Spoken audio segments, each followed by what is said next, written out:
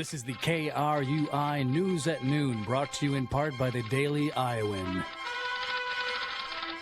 This is KRUI, Iowa City.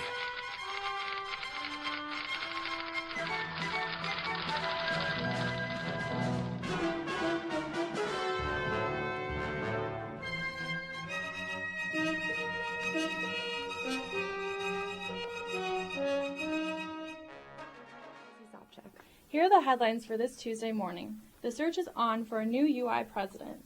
ISIS is growing in North Africa. And Iowa on medical marijuana expansion.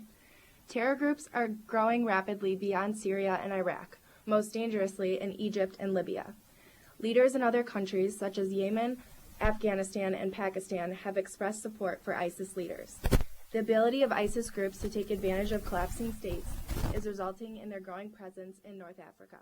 Extremists have been taking over government buildings and even radio stations to gain control. More locally, Senator Rick Bertrand is pitching a new bill in the Iowa Senate that would overrule the 21 ordinance in Sioux City. He also wishes to bring back the discussion of the ordinance in local college town of Iowa City.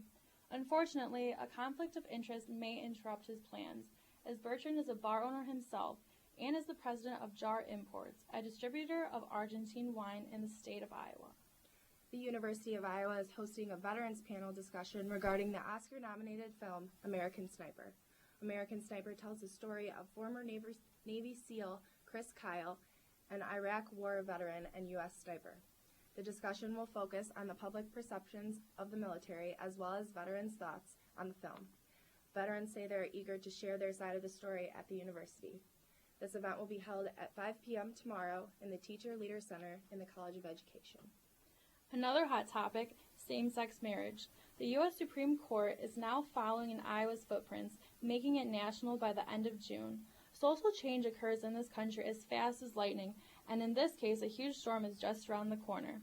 This week, Alabama is the 37th state to legalize same-sex marriages, and many more states are soon going to be following in Iowa's path.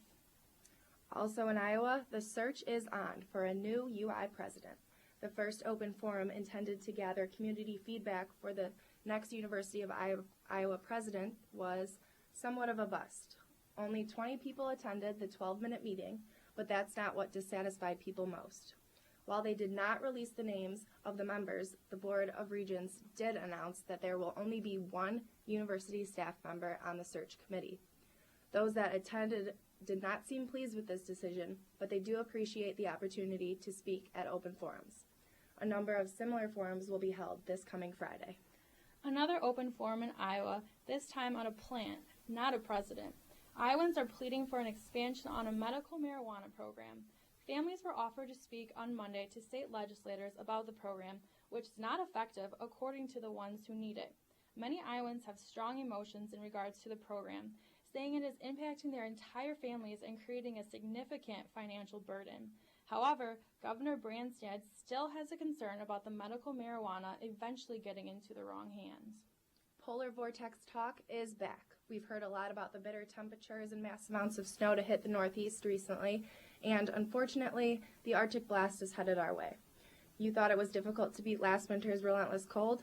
Well, the Northeast has seen its coldest temperatures in nearly 3 decades. The polar vortex is in motion up north, and it's all stretching our way for another frigid week here in the Midwest. Speaking of those bitter temperatures, here's a quick look at the current weather forecast for Iowa City. The sun is pretty deceiving out there, so be sure to bundle up if you are heading out today. Right now the temperature is 14 degrees, though it feels like 0 with the 15-mile-per-hour winds. That's all we have for you for your news at noon today.